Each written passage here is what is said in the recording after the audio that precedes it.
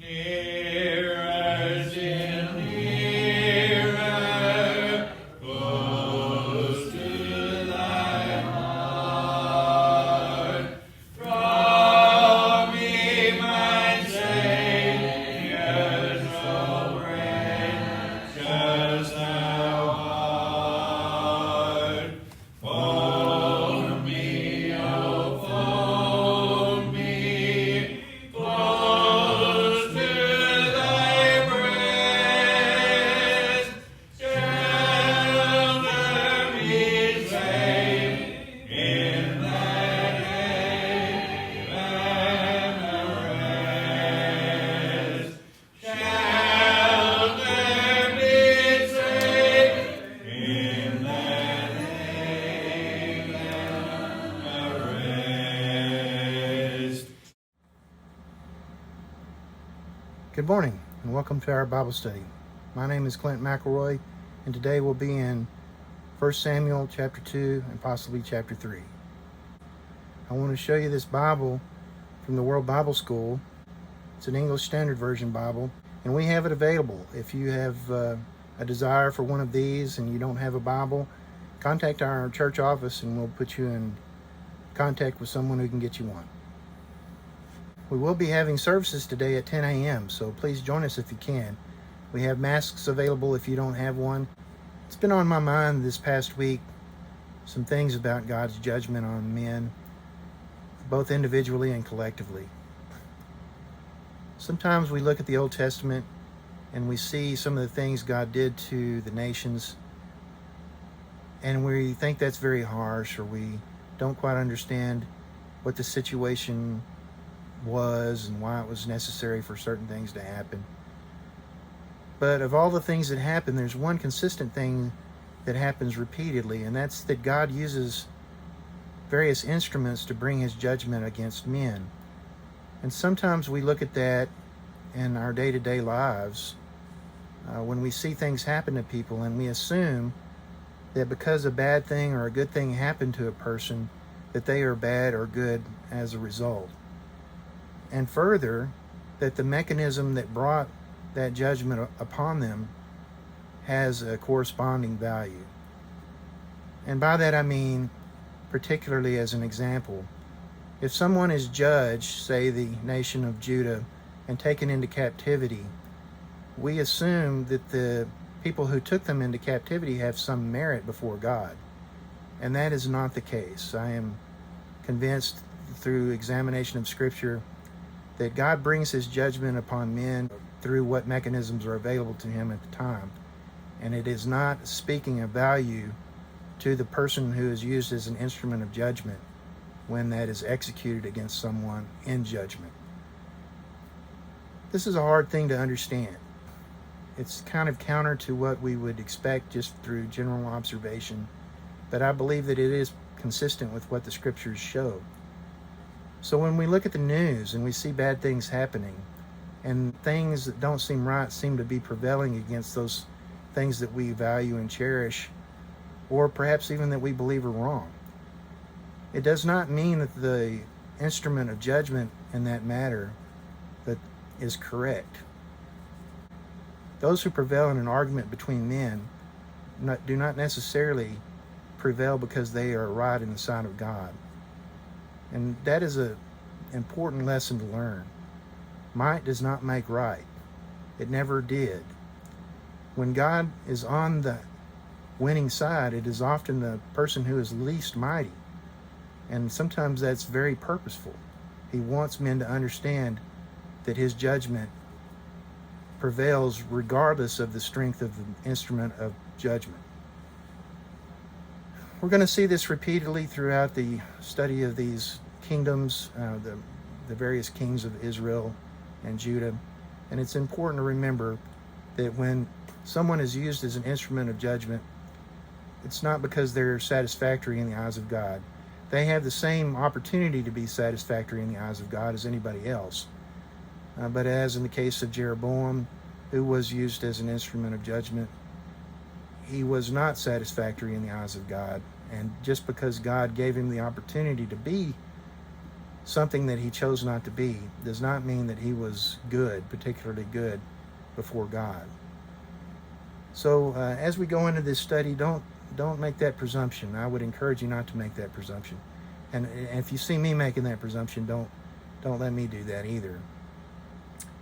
So we have some situations that are obviously slightly different, and we're going to encounter one of those today in the form of Samuel and Eli's sons, Phinehas and Hophni. 1 Samuel chapter 2, and I'll be reading out of the English Standard Version.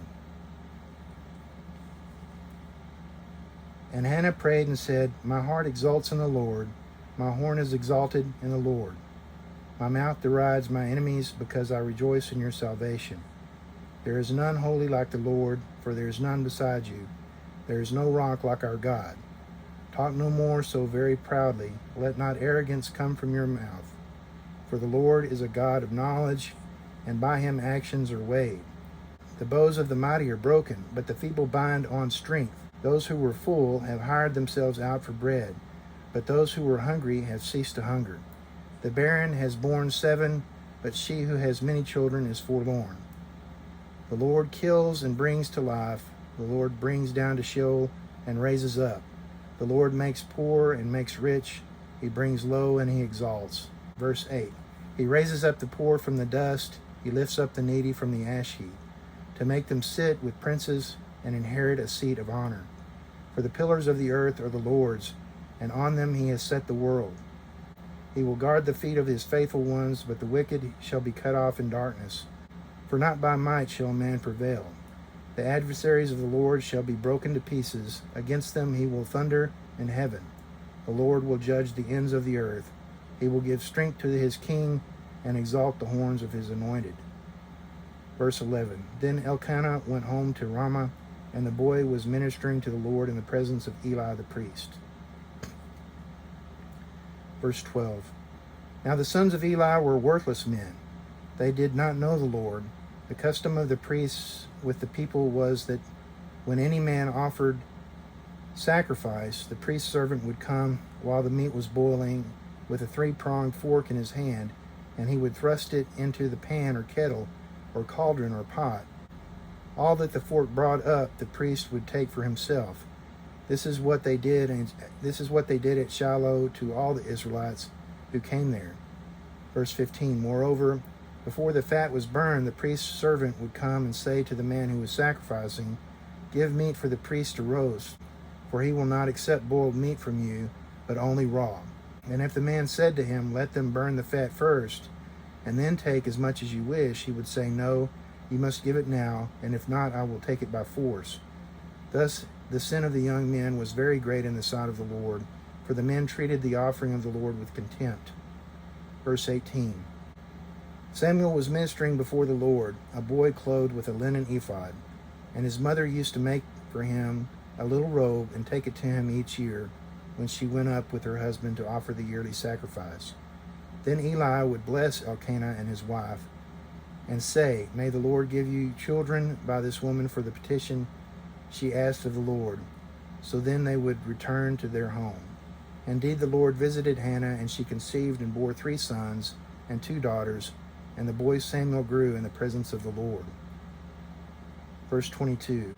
Now Eli was very old, and he kept hearing all that his sons were doing to all Israel, and how they lay with the women who were serving at the entrance to the tent of meeting. And he said to them, Why do you do such things? For I hear of your evil dealings from all the people. No, my sons, it is no good report that I hear the people of the Lord spreading abroad. If someone sins against a man, God will mediate for him. But if someone sins against the Lord, who can intercede for him? But they would not listen to the voice of their father, for it was the will of the Lord to put them to death.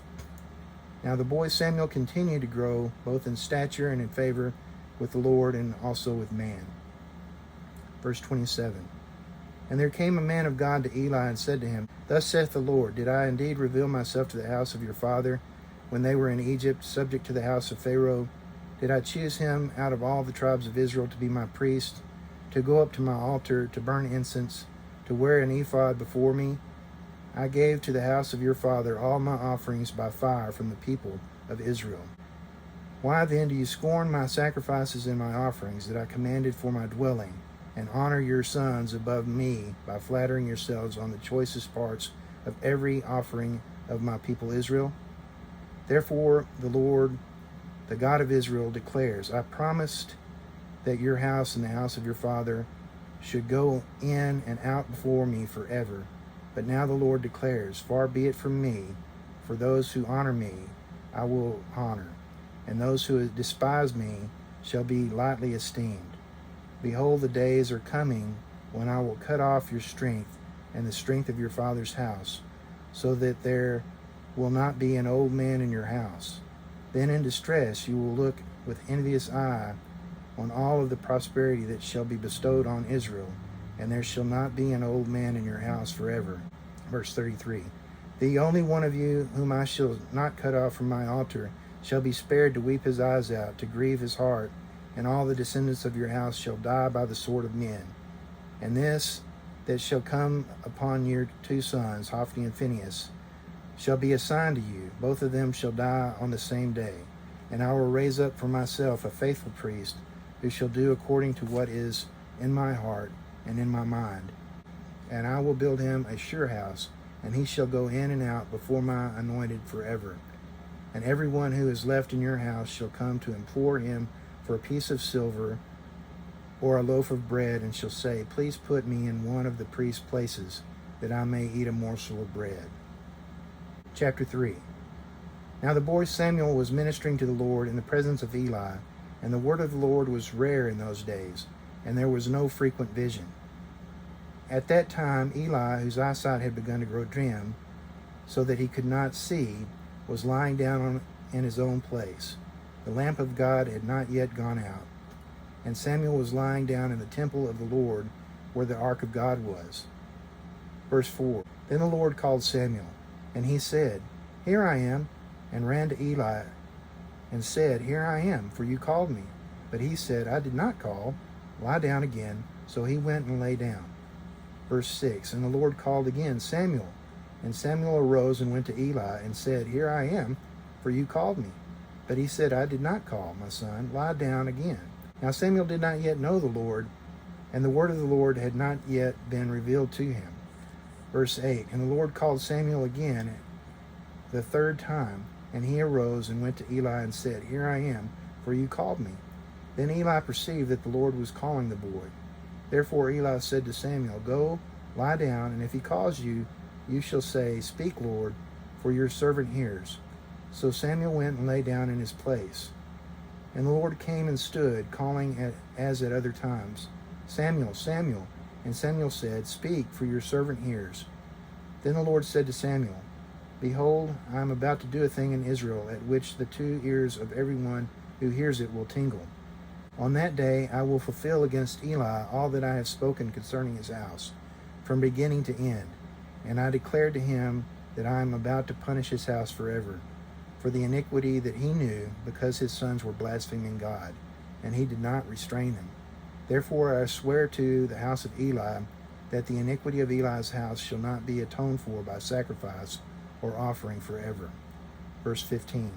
Samuel lay until morning. Then he opened the doors of the house of the Lord. And Samuel was afraid to tell the vision to Eli. But Eli called Samuel and said, Samuel, my son. He said, Here I am. And Eli said, What was it that he told you? Do not hide it from me. May God do so to you, and more, if you hide anything from me of all that he told you. So Samuel told him everything and hid nothing from him. And he said, It is the Lord. Let him do what seems good to him.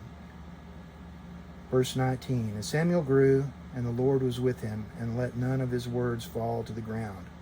And all Israel from Dan to Beersheba knew that Samuel was established as a prophet of the Lord. And the Lord appeared again at Shiloh, for the Lord revealed himself to Samuel at Shiloh by the word of the Lord. So last week we started our study with the story of the birth of Samuel, as predicated by the story of Elkanah and Hannah, and the odd relationship that Hannah had with the other wife of Elkanah, Peninnah, how Hannah went up to the tabernacle and made petition before the Lord to be blessed with a child, and the Lord answered her prayer. And so this week we start into chapter 2 with another prayer from Hannah, and where she praises God for his blessing of this child, which she's now turned over to God, to God's direction at the hands of Eli, the high priest in Shiloh. It's a beautiful prayer that recognizes God's power over his creation and how we fit into that at his discernment and will. How God preserves those he favors and brings down those that he doesn't favor. And it's pretty harsh in that regard. I mean, we see kind of a stark contrast in her perception of the way God shows that favor. And certainly she'd been put upon significantly by Penina, and she saw this as a tremendous blessing. So in verse 11 we see that the family went home, leaving Samuel in the presence of the Lord at the discretion of Eli the priest. Then we see the description of Eli's sons, a terrible description of their behavior before God as priests at the temple, at the tabernacle. They would take advantage of people offering sacrifices. They would misallocate the resources of those sacrifices. Sacrifices were given up at the tabernacle for burning before God, and certain portions after they were sacrificed were supposed to be made available to the Levites as their food, as that was part of their inheritance, was to be able to live off elements of the remnants of the sacrifice. And it's pretty complicated. If you go in the law, you can look through all the details of how the Levites received a significant portion of their quote-unquote inheritance through those sacrifices of the other 11 tribes. God perceived their behavior as contempt for his sacrifice, and that's important. That's important for us in the way we conduct our own selves before God.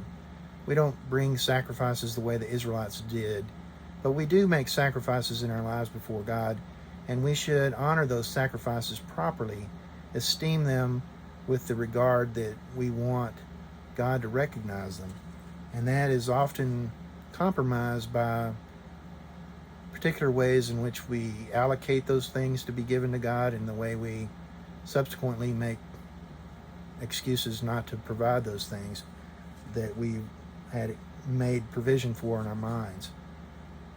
Our lot is strangely different.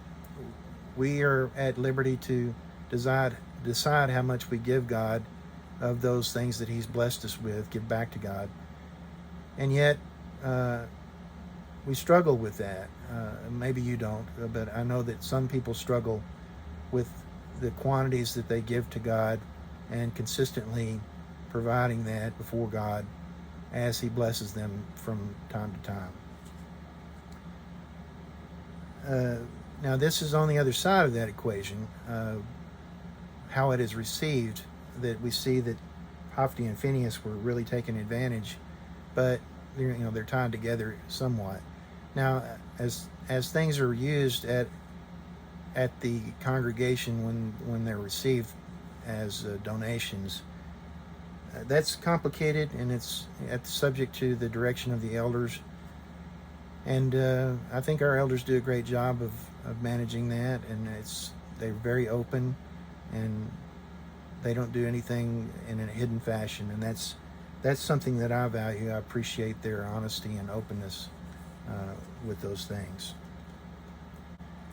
So there's a description of Samuel ministering before the Lord, a boy clothed in a linen ephod, and it talks about how his mother would bring a robe on an annual basis to him every year when they brought the sacrifice.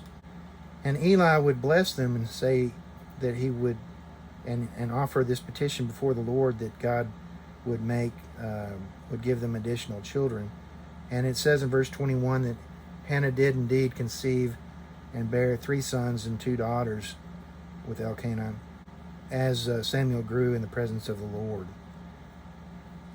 Now, the story here is mostly about Eli in this chapter, and indeed, verse 22 carries on.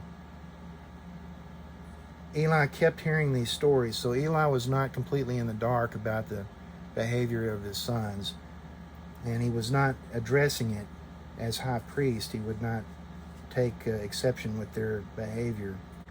He goes on to describe that they were so bad as to even apparently extort sexual favors from the women who were serving at the entrance of the tent meeting.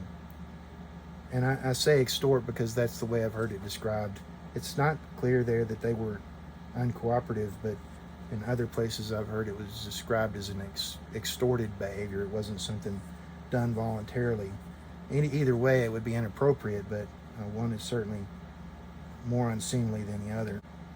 He did confront them. It says that he said, "Why do you do such things? For I hear of your evil dealings from all the people."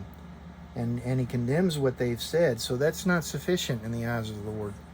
Condemning what our children have done that is incorrect is apparently not sufficient for having done something about it. So that means that additional actions would have been expected. God's judgment against him was pretty extreme.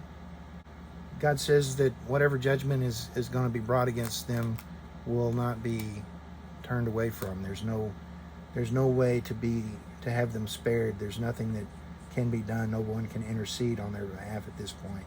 So that's kind of my picture of what judgment is from God. When God brings a judgment on a group or individual, it is at that point that they are beyond intercession. There's no longer an opportunity for them to pursue forgiveness, to be redeemed from the condemnation that they face. Certainly not a situation you want to find yourself in. And it's not one that we find ourselves in our present time. God's grace through Jesus Christ is seemingly universal in that it is there as long as we will turn to Him. He will be there to accept our repentance and our desire to be accepted by Him. That's the way it reads. Seen many things that would indicate that this form of judgment may still exist, may still present itself in the lives of men, both individually and collectively. So that's certainly worthy of a large discussion that we can't really have in this format.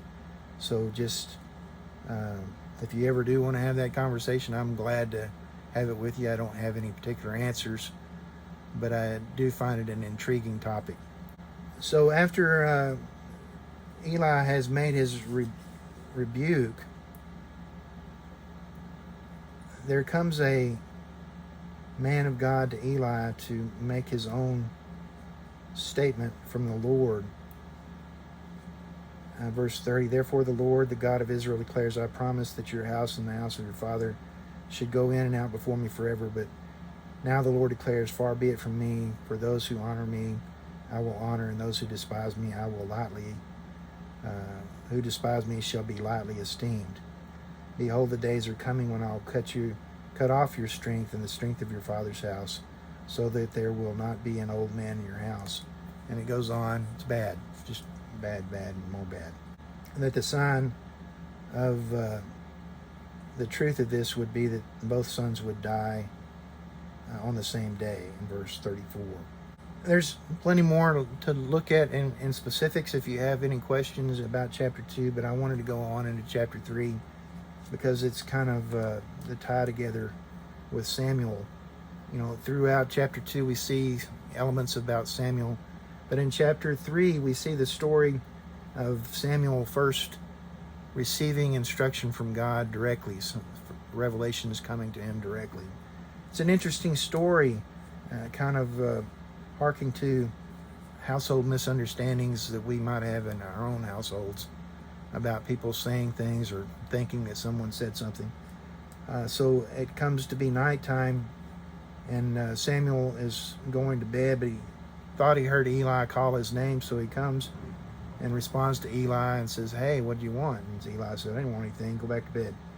And they do this 2 or 3 times, and finally Eli perceives that Samuel's truly hearing something, and it's probably God's voice, and he instructs Samuel to respond the next time, "Speak, Lord, for your servant hears."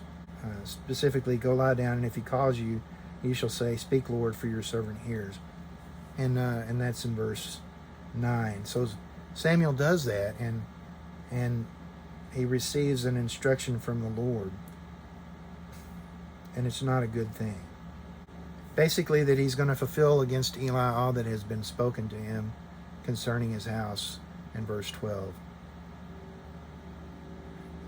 And I don't know when this is specifically. I am not sure that it indicates the exact age that Samuel is. He's obviously old enough to have understandable communications with Eli and with God. He understands the significance of the thing that God has spoken to him. And when the morning comes and Eli inquires what God has told Samuel, of course Samuel has some reservations about saying such things to Eli. But Eli, and I have to give Eli credit. I personally give him credit for being one who was willing to hear the word of God even when it condemned him. That's a particular kind of boldness that not many men have. Most men would rather not hear what the Lord has to say about them if they know that they're living in a way that's not acceptable toward God. But Eli was not that way. He wanted to hear God's word even when it was going to be against him. He said almost in a harsh way to Samuel that he would receive more of that condemnation than Eli would if Samuel tried to withhold anything. So Samuel told him everything in verse 18 and hid nothing. And Eli's response is, "It is the Lord, let him do what it seems good to him." And that's pretty much it. God will do what seems good and fit to him. And we can either live lives that result in reward from that, or live lives that result in bad things from that. Samuel grew, and the Lord was with him, and let none of his words fall to the ground. And all Israel from Dan to Beersheba knew that Samuel was established as a prophet of the Lord. And the Lord appeared again at Shiloh, for the Lord revealed himself to Samuel at Shiloh by the word of the Lord. So Eli knew that he was raising this prophet in his own house. It must have been a very disconcerting thing. Interesting story, interesting responses from the individuals in the story. I think very highly of Eli for someone who fell short of God's mark. He made understandable efforts to address the things that he saw wrong, but they fell short of what God expected. And so I think the real question then becomes, what does God expect? And we all have similar problems in our own families and with our own responsibilities and those who answer to us in whatever way that might be. We have to understand what our response should be. It should be more than just words, apparently, more than just an acknowledgement that there's something wrong. We have to make efforts to reconcile that before God, make it right. And that was where the rub comes in. That's what makes it difficult. It is our responsibility. It's what we should do. I hope you found something encouraging in the words that we've looked at today. I hope that I have represented those things truly before you. And I hope that you will have a good week. We are meeting today at 10 a.m. I hope to see you there at Assembly. We will have masks available for anyone who needs one. God bless.